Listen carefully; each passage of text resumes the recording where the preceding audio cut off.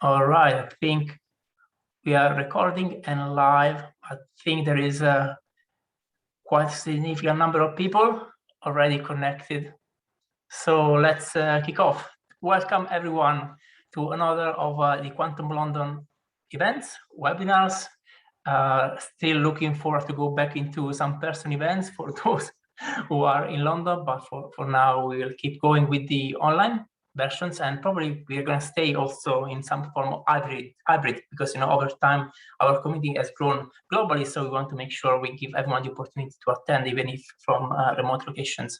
So for those who are new, just a couple of words about Quantum London. We are a community of professionals that are looking at what are the business implications of quantum computing. So very much around giving people some tools on how to better understand what quantum computing means for the businesses, what are the timelines, so make some clarity. And we do this to get some help from experts in the field. So what we do is both building the community, but also trying to bring some experts who can shed some lights on what the future is going to look like, which is what we are planning to do for tonight. So in fact, tonight is the number 2 of our sessions, which are focused on the finance vertical.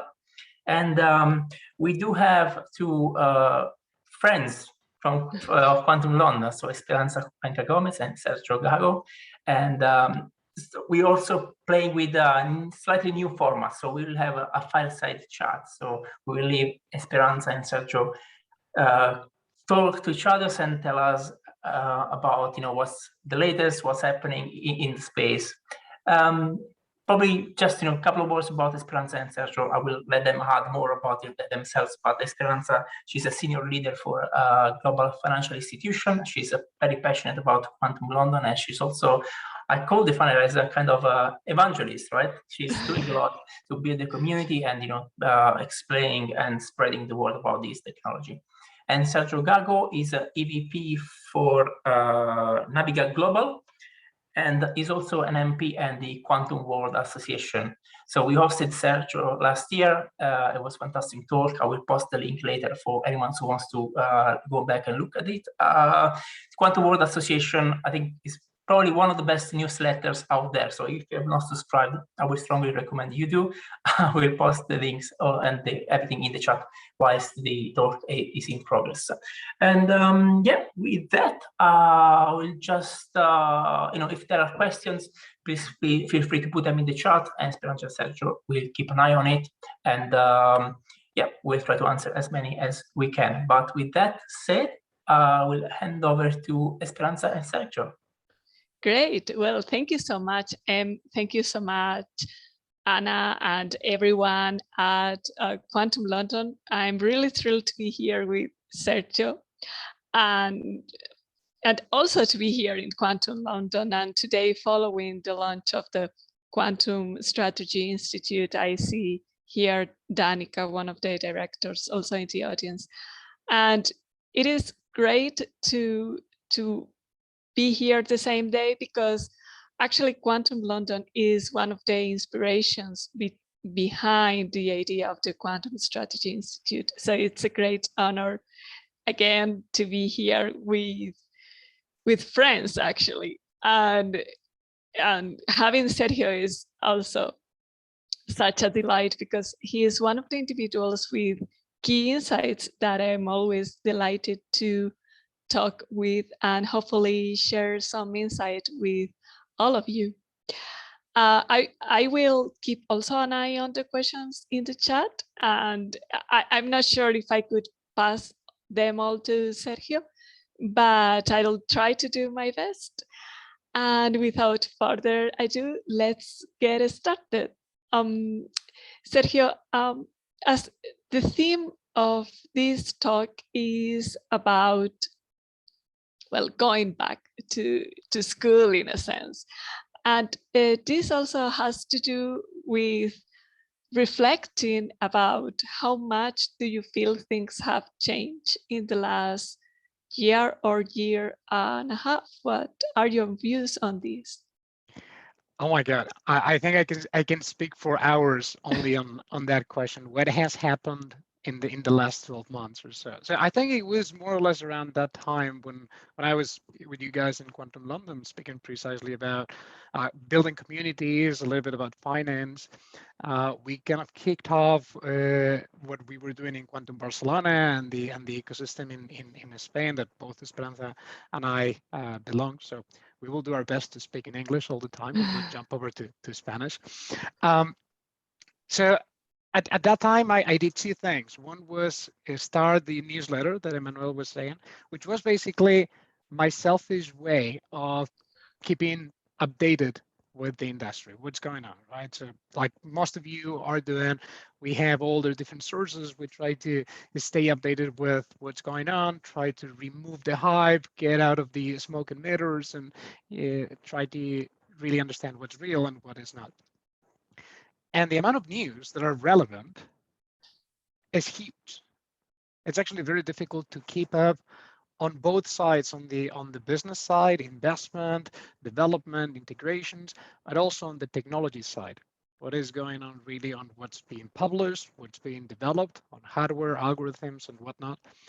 But both things are needed because one without the other goes into, forgive the word, but real bullshit. And in a way, we need to keep those things together. So what has changed? Personally, from my side, since last time we spoke, I sold the company. So you introduced me as the EVP at Naviga. We sold the company. Now I'm a managing director at Moody's. I founded Capitan Quantum, which is the fifth or the sixth quantum startup in Spain. The quantum newsletter kicked off, but then what happened in the world? Oh my God. I would say probably someone will have better data than me, but many more corporates in the world are investing, or at least putting their finger in the water, either by doing scouting, by hiring quantum engineers, by hiring consulting companies in the field to at least understand it. The amount of news in the press, in the media about quantum, in a way that makes sense, not just pure hype, but news that are real, has multiplied more than 10 times over. So now it has reached the mainstream media, not just the Science Daily and all these places, but the typical newspapers are talking about quantum. I guess, of course, the startup ecosystem, which is still tiny, it's still a Mickey Mouse ecosystem compared with the other ones, is helping, because every time there's a big funding round, there's a merger, there's a SPAC, all these things that are happening. Well, that creates a lot of noise that I think, my personal opinion is that it helps the society, the community, and it helps building the snowball effect that we get. So what I said, maybe as of today in September, we have already surpassed the amount of investment that happened last year.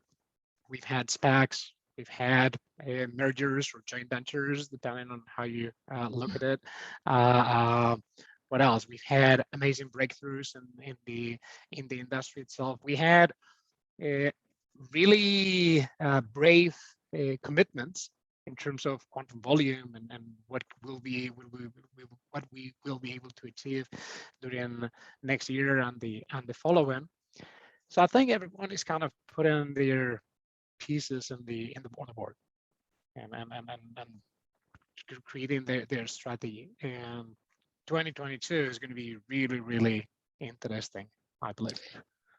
Yeah, and those are great insights, Sergio, and that is why I love seeing your perspective, and I love talking to you, because you have such a holistic view of what has happened and what might come. And this also, every time that I talk to you, this is a question we haven't actually tackled in our talks, but what led you to explore quantum, and specifically what led you to explore the intersection of quantum and finance? Well, I always tell the story on how I came into the industry. It was about 2 years ago. So I'm really a baby in this industry compared with probably many of people in this call or the people around. But when I speak with some of the doctors around who have been in the field since we didn't have actual qubits. It's like, oh my God, what am I doing here, right? I have a huge, big imposter syndrome on top of me. So it was about 2 years and a half ago. I was studying bioinformatics as a hobby, just this type of things you do on a Saturday evening. And I got this little exercise on analyzing this genome and how difficult it is, because it was an NP-hard problem and you had to code it. And then there was in the solution, because I, of course, did a sneak peek on the solution, there was this guy saying, by the way, this is a very hard problem. It's going to put your CPU high on the fund for a long time. Well, you can take a look at this D-Wave company that's doing this annealing thing. I didn't even know what annealing was back then. And you can do an approximation that's kind of accurate by then. And I was flabbergasted. My brain exploded completely, and I dumped bioinformatics completely, and I started pulling the rope, as I guess many of you have done already, and did exactly the same thing I did in my technology career about 20 years ago. So I've been always a CTO, a chief technology officer, precisely because I was able to be in both worlds, the business and the technology side. Some people would say, no, because I was a lousy programmer. Maybe that's also true, but I was really in the middle of both worlds, and being able to sit on a board or do an M&A, participate in an M&A process, raise the funding round. I've been in quite a few startups of my own and of others, some that worked, some that didn't work, and always being in the middle of that bridge. So going into quantum was kind of a natural step, except instead of a line, business and technology, now we had academia and research. So now it's a triangle, a little bit more difficult to balance, but still pretty much the same thing. So I took some time to really go into the details of the physics underneath, again, without being a PhD, so relying on those who are smarter than me, but trying to find applications that are real, that are not just pure hype, and that we can get into the numbers of what we can do. And then playing myself, using my old school coding skills or my expertise in data science. That was the last company I worked and sold, pure on artificial intelligence. And in fact, I think that's the natural path what we will see moving forward. There's going to be a limited amount of PhDs in physics in the world, and we definitely need them, and we definitely need to hire them. And many companies are on a quest of getting most of them ideally, and then many universities making more and more PhDs that are specialists in quantum. But the next steps in the pyramid are the computer scientists, the software developers, the data scientists, and those are the ones that have the easiest knowledge transfer in order to go into the field. And I think that's the silver lining that we have. How do we bring someone who knows well how to build neural nets, this type of things? He's going to be using the same toolbox. He just needs to change a little bit, or she needs to change a little bit the mindset. And the other good thing is that the problems that you're going to solve are going to be very, very, very similar, right? Yeah, lots of great insight there, and you have talked about a lot of the topics and conversations we have in the quantum realm, so to speak, about how does this intersect with the different players, what are the qualifications that one needs to enter the field, and so on and so forth, and also the perspectives in terms of investment and business and so on. And I have just seen in the chat a very interesting question by Javier Mancilla. Javier, he's also a quantum enthusiast, and he has very interesting insights on machine learning. So I would suggest to look for his details. And he's asking about the intersection of machine learning and quantum, and what are your views of that, especially in the finance sector? Right.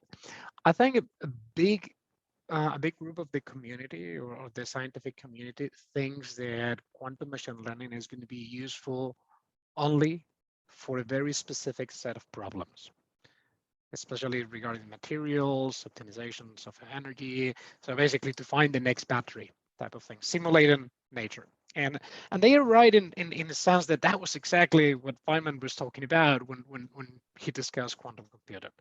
We have to use these computers to simulate nature. The nature of finance is a little bit different. We are kind of modeling our financial problems into physical problems because that's how we happen to know how to solve them, right? We build quadratic problems for portfolio optimizations. We build probability distributions for risk management, either in insurance or in banking. So we're kind of mapping the problems that we cannot solve deterministically and in polynomial time in finance into other problems that scientists can understand better. I don't know if that's because it's very difficult to explain quantitative finance to a physicist or because that's just the way we do things, right? But at the end of the day, the point is that we cannot solve those problems efficiently. Every bank knows that a few days to run Monte Carlo simulations accurately, well, that's how everyone does. We all play. We're all in the same field. But once someone finds a way to do that in minutes, then the competitive advantage is going to be huge. I'm not saying that. Goldman is saying that. JP Morgan is saying that. There was a paper by the JP Morgan guys, by Mark and the group, summarizing the state of the art on that, I think last week, which is a mind-blowing paper, a summarizing paper. Now, to the question specifically, I think machine learning, data science, and quantum computing are trying to solve the same type of problems. From the science perspective, we're always looking for the solution, the best solution, the thing that represents the world and can be proven and can be repeated, so the scientific way. But on the business side, sometimes, in many cases, we're not that interested in that. What we are actually interested in building smaller improvements. Maybe not one level of magnitude of speed up or quadratic speed up or something like that. Maybe we just need a little bit less accuracy at the expense of money that the algorithm costs to execute, or real-time capabilities. So sometimes it's not just finding the quantum advantage or the quantum supremacy, as many claim. Sometimes it's just being good enough. That's exactly the same that machine learning gives us, right? We're going to give you this answer. We're going to classify this item with X% accuracy with a certain alpha. Therefore, I think we're playing in the same field. And quantum computing can learn a lot of things from machine learning in terms of how we use the tools, how we implement our things, how do we productize our models, our algorithms, and how do we put them together. Those, yeah, I share your views in many aspects, indeed, regarding how quantum machine learning can bring into the finance sector. And also I share your views that sometimes the two realities, so to speak, are difficult to reconcile. How can we, in a sense, integrate the logic of quantum mechanics into the derivatives, for example, the portfolio optimization problem? It is not trivial. And then also regarding quantum machine learning, well, this is a very personal opinion. Well, I reckon that we can do much more than I expected with NISC devices. There is still a way to go until we can fully implement that in the machines that we currently have. So probably in the future, we will have better machines to really harness the power that quantum machine learning can bring, or some of us think that can bring. Absolutely. And if there is anybody claiming full advantage or supremacy against something else, chances are they are, I don't know, maybe overstating or overclaiming something. Today, we can only play with toys, but those toys are good enough. And looking into the past, in the 90s, with we already knew how to build perceptrons and artificial neurons and neural nets, but we just didn't have enough computational capabilities to build things that made sense. And then what happened? We had the winter of AI, and then we had cloud computing, and then we were able to type 2 lines of code and suddenly spin up 2,000 servers and automatically put all the software we needed in there, all those tools. And then we had even a higher level that commoditized everything. Both all the cloud providers had their tools. So a data scientist who doesn't know anything about infrastructure can build a TensorFlow infrastructure with all the servers inside without knowing that there are actually servers down there. He just pays by the minute, whichever algorithm or whichever model he is training. And then once the model is trained, he stores that in a place that's extremely cheap and just makes inferences. So suddenly you don't know anymore 20 system engineers, system administrators to manage and build and maintain all those servers. Does it mean that we're going to follow that path? Well, I think we are kind of, the recording went off and on. So I think we're following the same path. Yet today we don't have enough or quantum computers that are powerful enough to solve proper problems. Yeah, I can solve a portfolio optimization with a few dozen assets or 100 assets, maybe a little bit more than 100 if I combine things. The bank is going to tell you, what about 30,000? That's what I really need in order to play the game. But well, the inflection point is going to happen at some point. Is it going to be 4 or 5 years, as Goldman says? Is it going to be more 10, 15 years? I think the answer is somewhere around those lines. If I have to take a personal bet, I would go on the side of Goldman, say maybe 5 years, with the commitments that people is putting forward and the amount of investment, both public and private, and the amount of brains that we put on the table.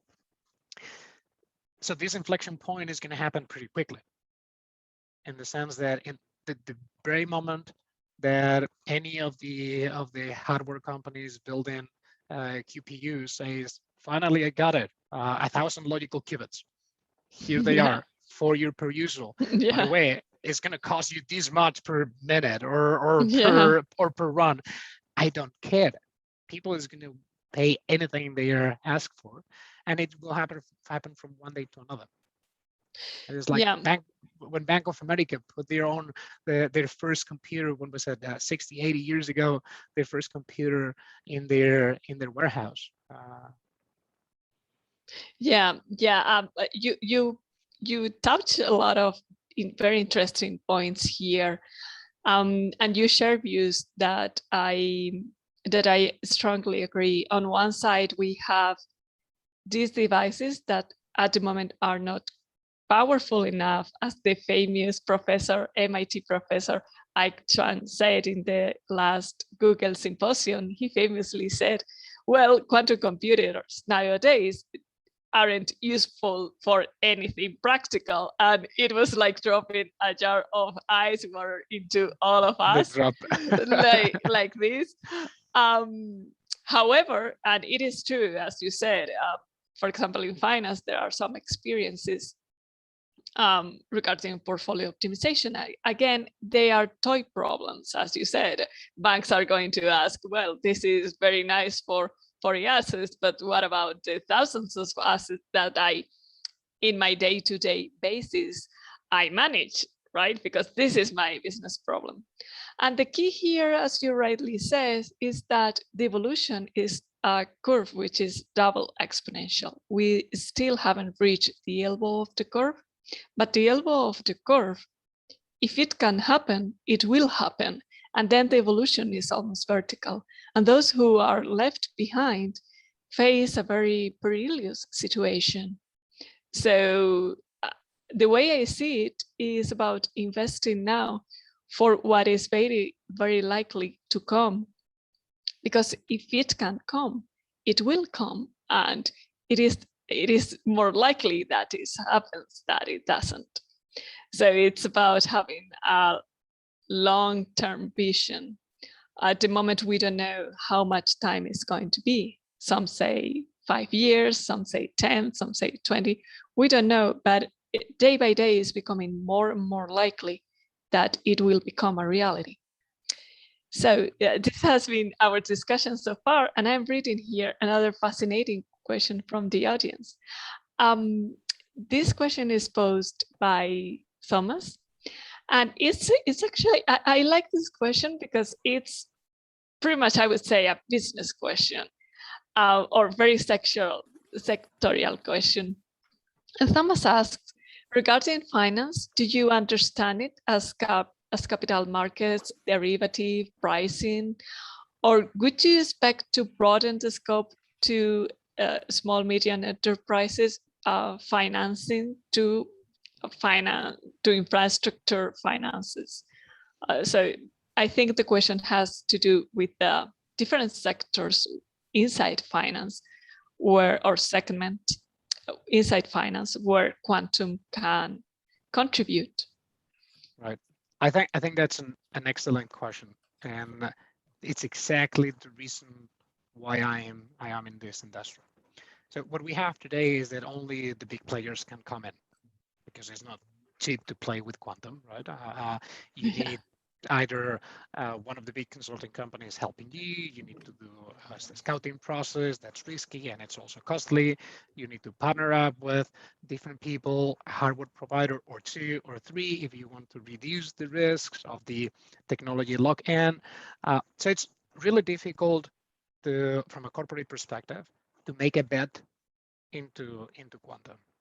We're talking about 7 figures type of investment. But yeah, for a big bank, that's nothing.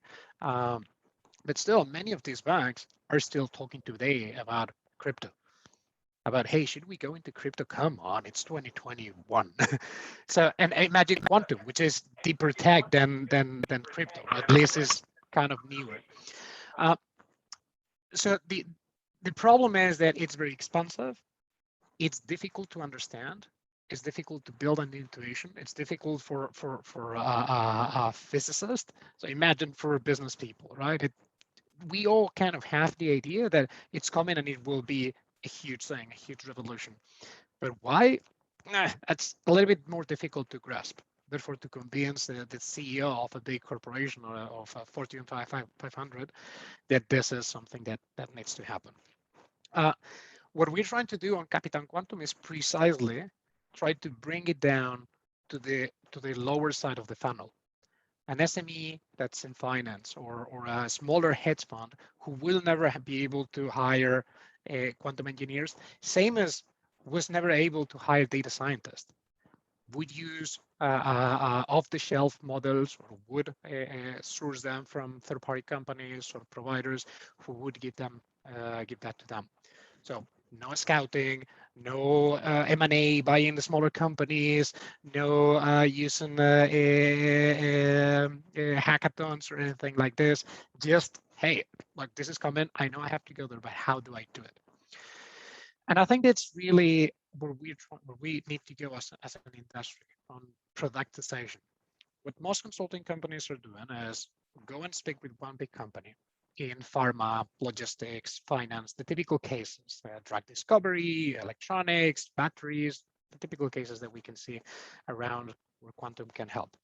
And then they go and ask them, hey, give me your most difficult problem. Let me work on it with 2 of my quantum engineers, 2 of your smartest engineers or quants or anything. Let's pair them together for 3 to 6 months, see what comes out of it. We publish a paper or 2, we do some noise in the press, we publish on PR, and then you build internal knowledge for whenever the inflection point happens. Maybe next year, maybe 2 years later, maybe 5 years later, you will have in the drawer an algorithm with some code that hopefully works by the time IBM, IonQ, D-Wave, or whoever, or Honeywell, Fujitsu, whoever it is, gives us proper quantum volume to use proper models. Now, the problem is that many of the algorithms that we use today are tailored towards the NISQ era computers. So if I go and ask the smart people in the room, hey, do you think we're going to still use variational algorithms for chemistry, for drug discovery, or are we going to still use annealers in 10 years from now when quantum volume is not a problem anymore, or we have proper quantum memories when QKD is ubiquitous? Most of them say, well, probably not, because you will not have to spend most of your time developing the algorithm, optimizing it, and you will be able to spend the time productizing it. So precisely what we're doing at Capitan Quantum is the productization part of things. I always say that we're not a quantum company. We're a classical software company. We put the algorithms inside and give the client an API, a small SME that needs to do any of the typical problems that we have, from credit risk, portfolio optimizations, and whatnot, and give them the best of breed solution that we have on our marketplace. And any of the, what's the count today, 350, 400 small startup consulting companies in the quantum industry, give or take. Some of them can put their solvers in the system, and we build this API marketplace. So these are small companies who cannot afford having a bunch of quantum engineers in-house, or offshore them or subcontract them, can get the benefit, can reap the benefits of quantum computing as well. In a sense, is a way to democratize quantum. And I think your answer addresses the question posed by Thomas, because I see it as crossing across different sectors in different segments, actually inside the financial sector, and also different business lines, so to speak, because regarding use cases, we think very often about what we call sometimes wholesale banking, which is big portfolios, investment banking, and so on. And then, well, there are also other layers inside banking, what we say commercial banking, which is to small to medium enterprises and also individuals. And their use cases seem to be more related to finding patterns. So maybe they fall more into quantum machine learning and have to do with, for example, preventing fraud, preventing money laundering, and also being better with risk models.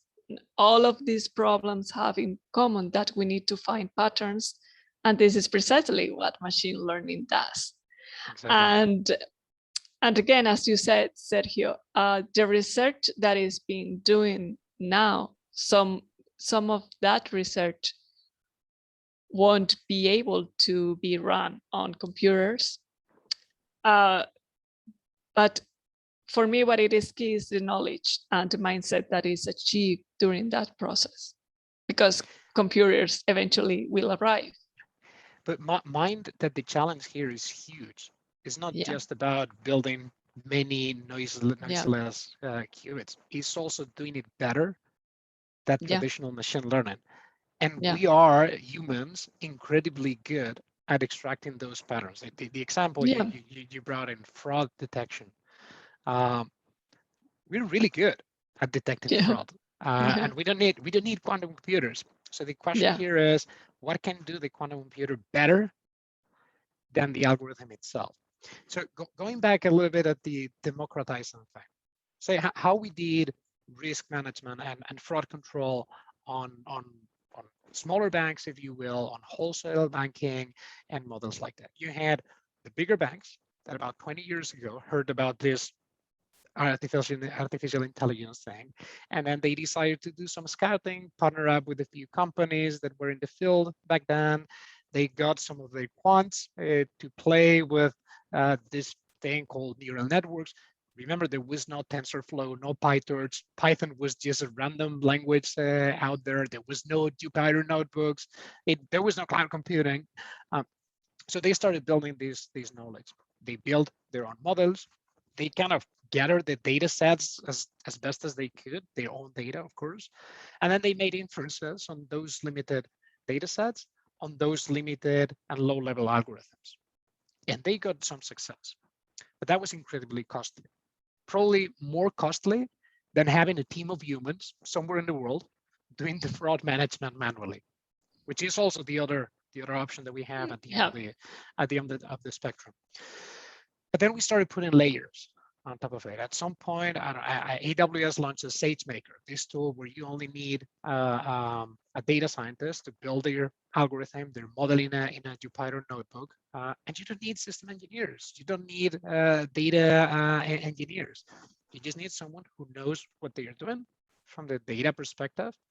All the data is going to be massive amounts of data, terabytes of well-normalized data in the same bucket. And this you can do in any cloud provider with nice ETLs that now work like a charm, not like 50 years ago when we had to do most of those processes by hand. So suddenly you're spending 1/100th of the investment you needed to build a model. Now, what's in fashion now? AutoML stuff. You don't even need to think what algorithm, what model to use. Do I need a support vector machine here? Do I need a k-means class? I don't know. I will let the machine do it for me. And boom, you get all that information almost for free because you only have your machines turned on and off by the minute that you're using them. So it's a beautiful moment to be in data science regarding the amount of things that can be done, especially if you're lucky enough to have access to beautiful data sets. Therefore, for me, that is the challenge. How can a quantum computer or QML in general improve what we already have in traditional machine learning? Personally, I think that there is quite a few intersections in terms of dimension management. So things that limit us today on how much computation power we have, how many inputs we can have on the neural net, for example, dimensionality analysis, principal component analysis. Some of those elements that make our work a little bit more difficult on developing the models before they go to inference. Perhaps quantum machine learning can help by injecting themselves into it. Yeah, that is. I agree with you that that one needs sovereign views. Absolutely, sovereign views in terms of what can be done and what can't be done. I have another question here from the audience, and it's technical, and I deeply admire your technical background, and I think it's a very interesting one. Gunther is saying BlackRock has Aladdin. There is the artificial intelligence GPT-3, which we are all very excited about, able to code in Python. There is the 10 times stronger Butao. I'm not sure about the pronunciation. And then IBM Qiskit is Python associated, that's right. And he asks, what about a quantum Aladdin? I guess putting BlackRock solution in the quantum realm somehow. Yeah, I think that this question is actually much broader than quantum. What is being asked here is, are we going to replace software developers, quantum or classical, in the long run by AIs like Butao or GPT-3 or any of the others that are coming? I was actually teaching a class today on foundations of data science. So what are the basic models? And I showed them GitHub Copilot. This functionality that they released a few months ago, where you just type the first words of what you're trying to achieve. I want to build a sign up form for my website, and boom, you have all that typed for you. Because at the end of the day, the vast majority of the software in the world is hosted by GitHub, or at least the open source part of it. So they have the biggest data set of code, therefore they can build those type of things. The same happens for quantum.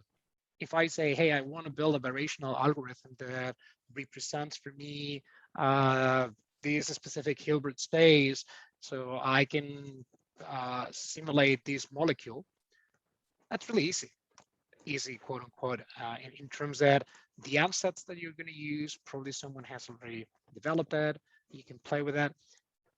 But at the end of the day, that is not the challenge today. I don't think the challenge is typing the circuit that you want to build. There could be useful for optimizing the circuit, figuring out patterns that your eyes will not do it, so in the transpilation phase. But really the value that we're providing is coming out with the algorithm idea. And I don't think, at least for now, GPT-3 can do that because one reason. These algorithms or these systems, these AI systems, can only do things they've been trained to, things they've seen before, with the exceptions of the AlphaGos and these type of people. So I don't see personally an elegant for replacing the quantum engineer yet. Let us get to maturity in the industry first, and then maybe we get to that level. First, we need to coalesce in more standards, more normalized industry. Qiskit is just one of the many languages out there. And yes, the one by IBM, but we also have Circ, we also have QSR, we have many languages, many libraries. Some are agnostic, qubit agnostic, some are proprietary, some have very specific licenses. I think those are the challenges. Well, those are great insights. And yeah, the thing about how machine learning works now is that it needs a knowledge base. And if there is knowledge base, it's very difficult for machine learning or artificial intelligence. Either knowledge base or rules. Right, that's right. That's right. And also, speaking about data science and machine learning, there is a question here from Ben from the audience. Ben is a stats student doing data science and machine learning, and he wasn't expecting to hear anything about machine learning or data science. So I hope that this was a surprise, hopefully nice surprise, a good surprise. And Ben is asking, how does quantum computing relate with data science or machine learning? What is common among them? And I think that this is a great foundational question. So thank you, Ben, for your question. Yeah. So as I was saying before, one of the things we can think of is, hey, let's take one of the current machine learning processes, see what's not working there, and how can we improve it with quantum machine learning. So one option is taking parts of the algorithm that are very costly to calculate, and instead of calculating our weights in one hidden layer on our neural net, let's create a circuit, an ansatz, with some parameters, some variational parameters, and use say a backpropagation algorithm to, over many iterations and many epochs, train that part so we get a state that represents the solution that we're looking for. So we hybridize those as best as we can. And there's a lot of research on that line. So far, nothing that's really relevant. And there are many problems, not only how we optimize things, but also how we encode our problems. If we encode it in the traditional way, we're short on qubits. If we encode on amplitudes or angles, and we have other type of issues there. So that is why I mentioned before that quantum machine learning is difficult to improve with quantum yet, or for now, at least, I believe. But there's another way of looking at it, and it's how to use machine learning to improve quantum mechanics. And one of the experiments that blows my mind, or experiments or research elements that blows my mind, and I think is very relevant, not just for computing, but for many other fields, is the usages in tomography. So as probably most of you know, the qubit is this fantastic thing that allows us to play with it, to smash it, to change its side, change its phase. But then when we look at it, we are completely screwed, and that's it. We lose all that information, right? That's the physical phenomenon. So with machine learning and tomography, we can estimate the value of we can estimate the actual quantum state without distracting its state, or that's the idea in principle. And this has many implications, from error correction to physical problems, physical property improvements, material simulation, chemistry. And I think that's very relevant. Now, to get there, you do need a lot of physical background, because it's more machine learning helping physicists rather than quantum computing helping data scientists. As of today, I think data science and machine learning is extremely powerful and very difficult to beat with the algorithms that we have today. Talking about finance, some people focus on, machine learning, quantum machine learning, and use our different optimization algorithms and putting them together with quantum states. But there's a lot of leeway. There are many things that we can do just playing with probability. A lot of the stuff that we need in finance is about probability, right? It's about modeling scenarios and throwing our dice billions of times. And what better tool in the world for playing with probabilities than a bloody quantum computer? Yeah. So when it comes to credit estimation, credit risk analysis, and all these type of things, everything that comes from the quintessential amplitude estimation algorithm and all its new variations and new developments that have been going on by IBM, by Cambridge Quantum, and all these people, I do think that we have a winner in there, and something to look on in the next years. Yeah, I share your views definitely, and I agree that the probabilistic side of quantum computing is maybe a killer application, and maybe something really worth to take a look into. And the way I see it, it is that it could be a killer application of NISQ devices, because you don't need that much to generate true randomness. And true randomness is a very valuable resource in many fields and for many things. And you don't even need stable qubits. If you have noise, it actually could be a good thing. I was talking to a person yesterday who gave me this insight, and I found it tremendously powerful. He said, well, if you're thinking about generating randomness, true randomness, noise might actually be a good thing, because you cannot predict that, and it actually injects even more randomness into the system. So those are interesting applications, and it also has to do with adoption. And Gottfried is asking here about your view about who will drive the adoption of quantum computing. Will it be C-level or business lines or IT? How do you see it?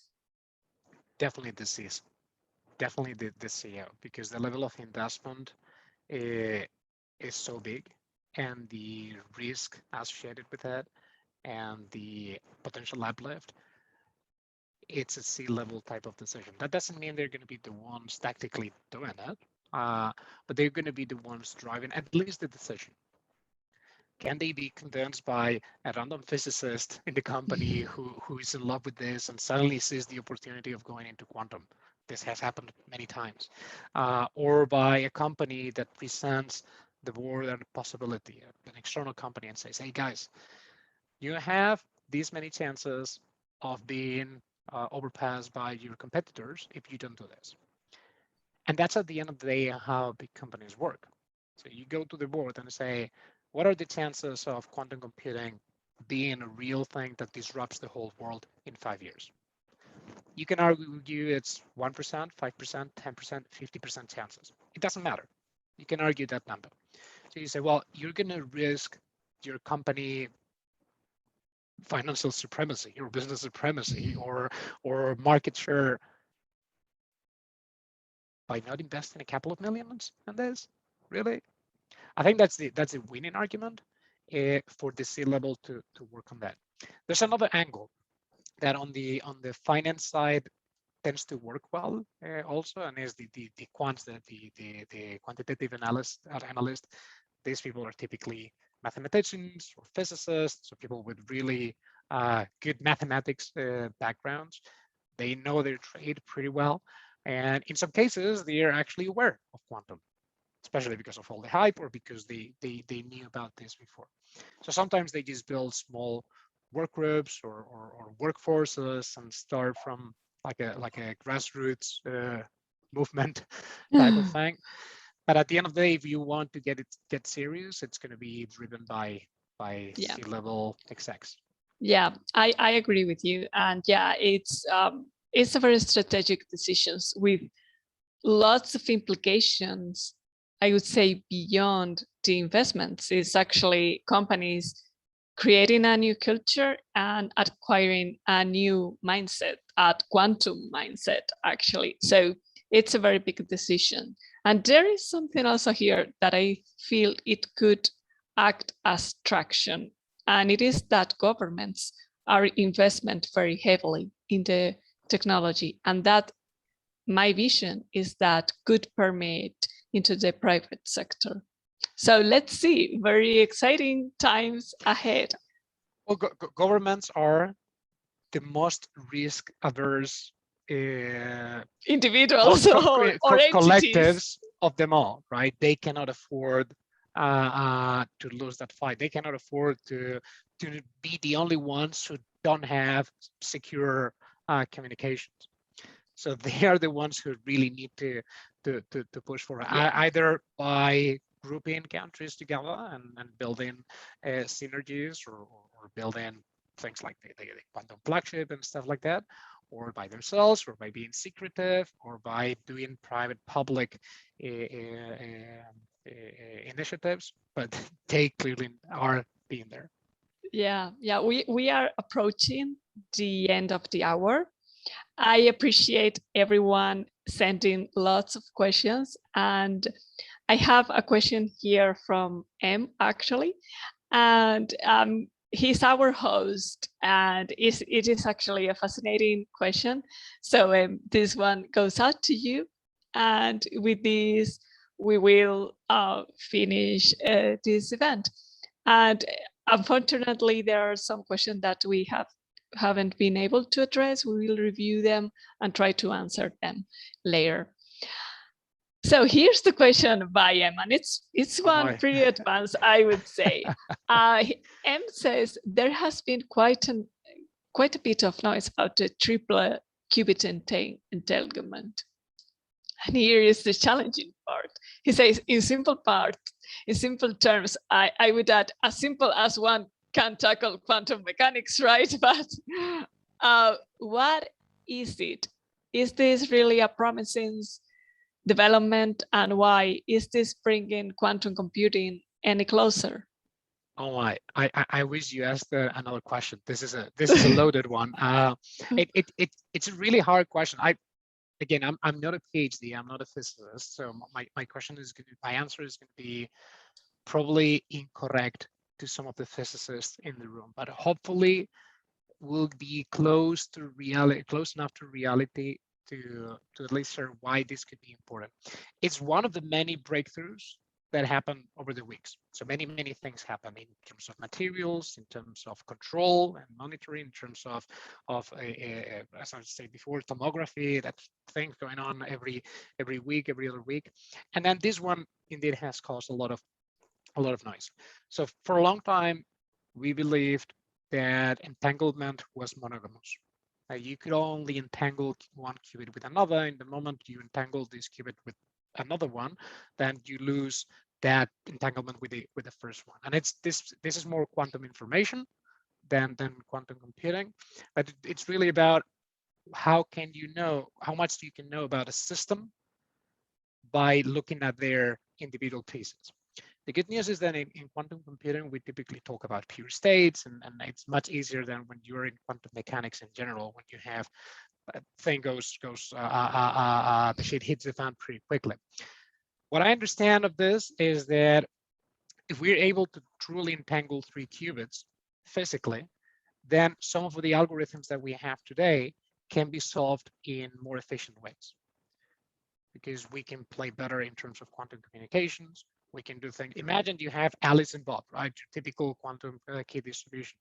Suddenly you can have Alice, Bob, and Dennis, and all of them have a shared link in different places of the universe. So Eve, our eavesdropper, can be in both, in only one.